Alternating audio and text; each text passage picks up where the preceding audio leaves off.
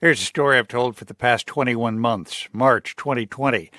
We're minutes from interviewing Patti LuPone about her role in Broadway's most anticipated opening, a revelatory and gender-bending restaging of Stephen Sondheim's signature 1970s musical Company.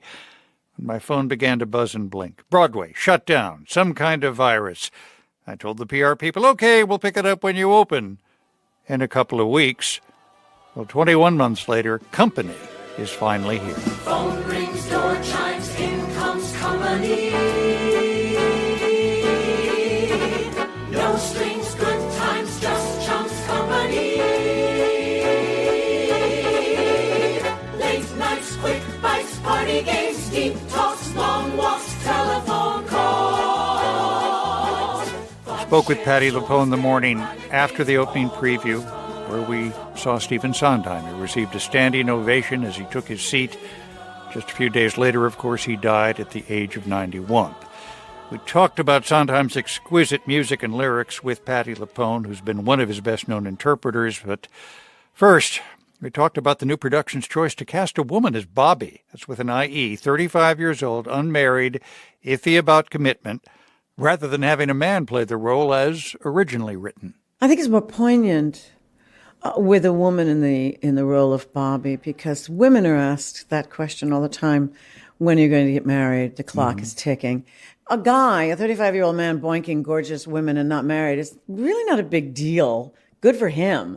There's one line for the other gender bend, which is the Amy Paul are now Jamie and Paul, so it's a homosexual couple.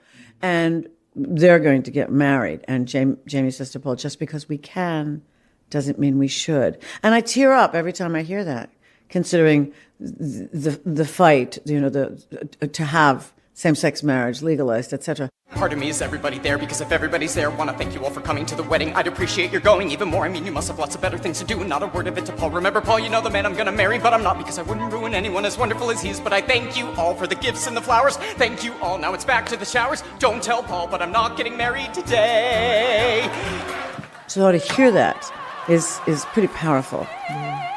You, of course, play the signature role of Bobby's somewhat older and more jaded friend. I didn't know what to say in front of you.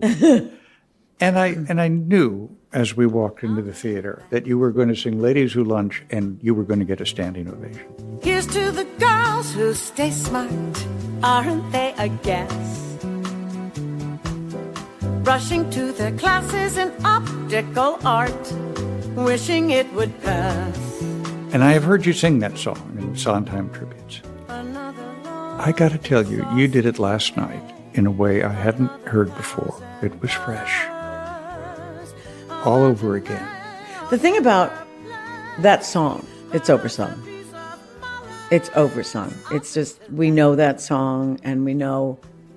I mean, it's every year somebody's going to sing that song.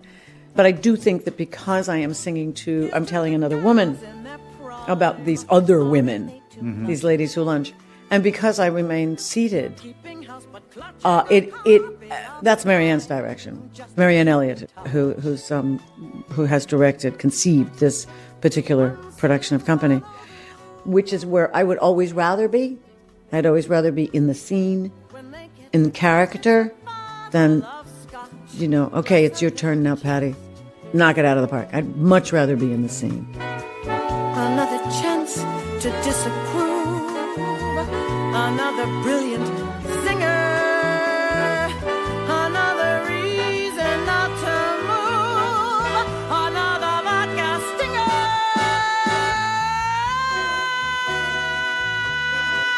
I'll drink to that.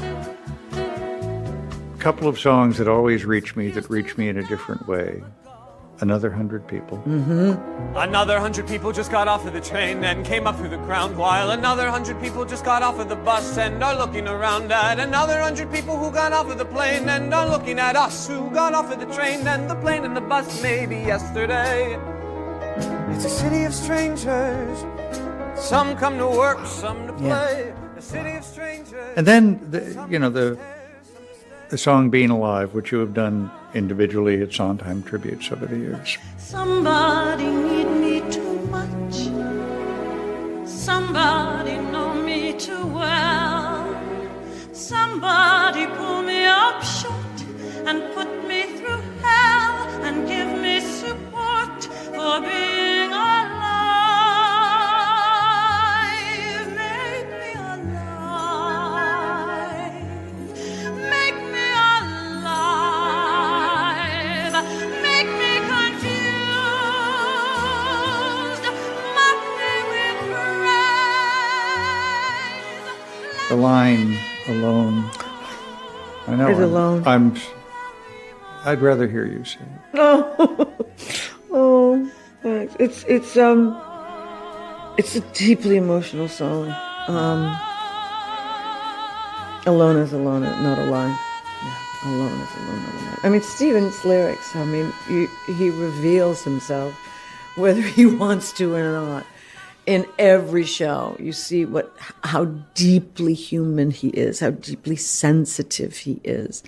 And he just nails the emotion, the universal, feeling. And that song is incredibly powerful. It became an AIDS anthem, actually, in the day. It's a very powerful song, very powerful song.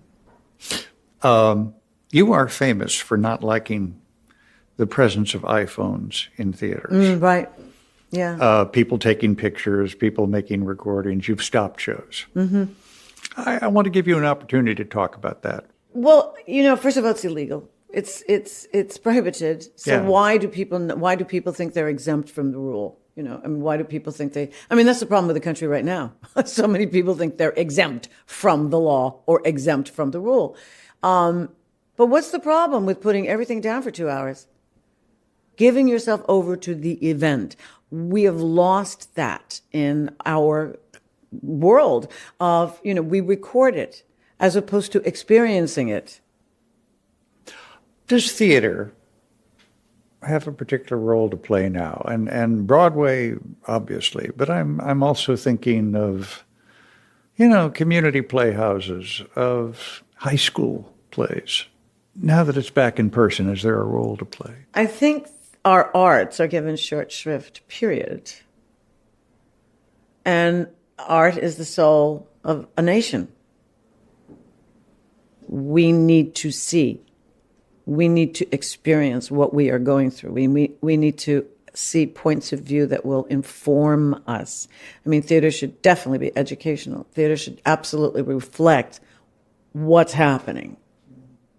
And I don't know where we are in the world anymore, because in a minute we'll have brains the size of peas because computers will take care of everything. I forgot how to spell the minute I learned about a computer. I don't know how to spell anymore. I don't know anybody's telephone numbers anymore. So I feel helpless. Patti. Yes, indeed. Thank you. Yeah. But the interaction with people inside of a theater is essential. The voices of playwrights, especially, will be essential. Patti LuPone is back on Broadway, finally, in the new interpretation of Stephen Sondheim's Company, directed by the British director Marianne Elliott. Thank you so much for being with us. Thank you for having me after all these months. After all these months, it's good to finally get the chance. Thank you. Thank you.